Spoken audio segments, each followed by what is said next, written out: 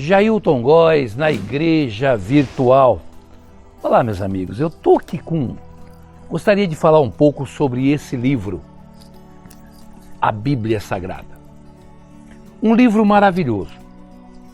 Para alguns, a palavra de Deus, a inerrante palavra de Deus. Para alguns outros, um norte espiritual, algo que nos norteie a um ser espiritual divino, a uma deidade, a um ser poderoso e maravilhoso que tem algo de bom para nós. Para alguns outros, contos de fada, uma história que talvez não remeta às verdades dos fatos. Bom, o apóstolo São Paulo, aqui no Novo Testamento, nos ensina a prestar um culto racional, um culto raciocinado, um culto ao Senhor que faça menção da nossa inteligência, né? E eu sou um adepto do culto racional. Eu acho que toda e qualquer religião, qualquer movimento que te tire do direito de raciocinar, de pensar por si mesmo, não está remetendo você a Deus. Você tem acesso ao livro mais vendido de toda a história, né? Que é a Bíblia Sagrada. É o livro mais vendido, mas é o menos lido, né? Temos preguiça de ler esse livro. Por isso, a fé, ele mesmo nos ensina que ele próprio pode se tornar uma faca de dois gumes. Pode colocar você no céu, mas também pode te mandar para o inferno rapidinho, para quem crê nesses dois lugares, né? O céu e o inferno.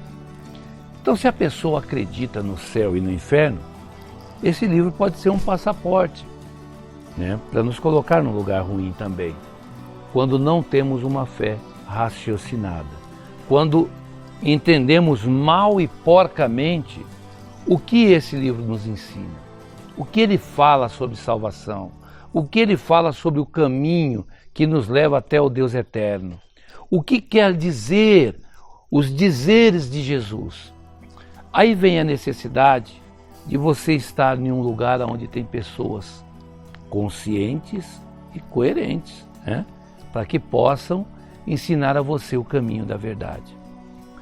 Isso para aqueles que acham que o livro é inerrante. Eu respeito aqueles que acham que o livro Bíblia é um livro inerrante, que nele não há falhas, não há defeitos, que ele remete a Deus e que ele é de fato aquilo que Deus pensa e aqui mostra o caráter de Deus. Tudo bem, eu acredito que, né, respeito a opinião de quem pensa assim. Porém, defendo a ideia de que esse livro é um norte espiritual para quem busca conhecer a Deus, para quem busca entender como seria Deus. Então, ele é um livro legal por isso. Temos uma parte histórica e temos a visão de um povo, o povo hebreu, né? O povo de Israel, com relação ao Deus eterno. Visão deles com relação a Deus. Visão daquelas pessoas que, segundo o livro, evidentemente, receberam uma manifestação de Deus. E aí, então, eles descreveram Deus e o caráter de Deus nas páginas do Velho Testamento. Muito bem. Quando chega Jesus Cristo, no Novo Testamento, né? Aliás, quando Jesus morre, né? Nós temos aí, então, não uma quebra da lei, não uma mudança da lei, porque ele foi claro, ele disse assim, olha, nem um tio se omitirá da lei, nada que está escrito na lei, no caso da lei dada a Israel, será tirado. Muito legal essa outra fala. Bom, mas a pergunta que fica é, como eu disse, é um livro que tem o poder de nos levar ao encontro de Deus, para um lugar bom, mas tem o poder também de nos levar para longe de Deus, para um lugar ruim. E como se daria isso? na hora de interpretar. Muitas pessoas interpretam o livro, não, isso aqui a gente tem que interpretar espiritualmente. Espiritualmente, você tem que ter um dom espiritual para poder Deus falar com você. Bom, o apóstolo São Paulo nos convida a ter uma fé raciocinada, analítica e crítica, né? Por quê? Porque se trata da sua vida. Se trata da nossa vida, gente. Se trata do nosso viver, meu irmão. Então veja, a sua vida está nas suas mãos. Está diante de você e você coloca ela onde você quiser, no céu ou no inferno, né? Para quem, evidentemente, se adapta a essa linha. O convite desse livro é puramente para a gente ter uma fé usando o nosso raciocínio, a pensar, não é essa coisa, porque Deus está me dizendo. Bom, se Deus está dizendo, logo você não precisa mais desse guia, você não precisa desse livro, você não precisa andar por regras, ou por leis, ou por profecias que estão contidas nele. Afinal, Deus está me dizendo. Se Deus está te dizendo, ótimo, eu não vou discutir esse dom que você tem. Não, o dom é seu. Se Deus está te dizendo, você por certo é um oráculo, né? Mas para aqueles que não têm essa coisa de Deus está me dizendo, né? Temos o livro e podemos nos guiar por ele em uma fé raciocinada, em cultos racionais, em cultos que nos leve à presença de Deus pelo caminho do conhecimento. Conhecer a verdade e ser livre das fábulas é um convite do apóstolo São Paulo há muito já.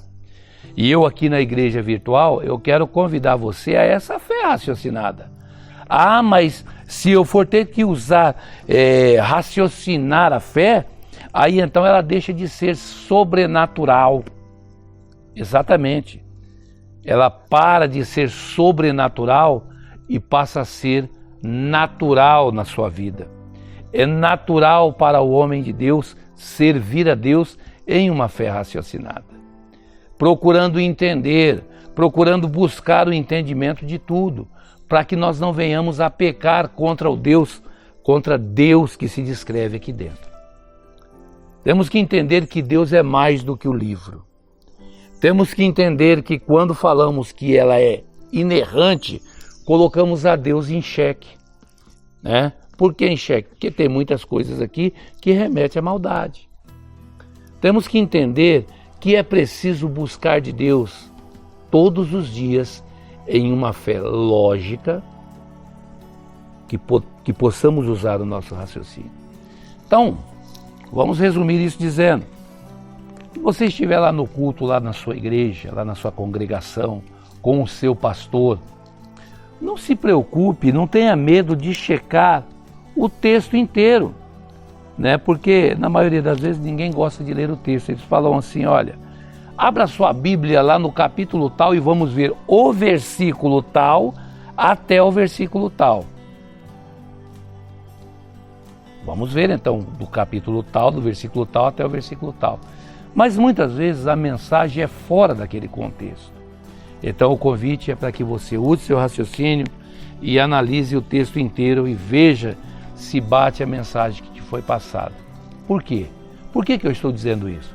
Porque uma comida estragada, um alimento estragado, pode levar o ser humano para o hospital e há quem diga que possa até morrer ao comer um alimento, uma comida, um arroz, um feijão, o que estragado.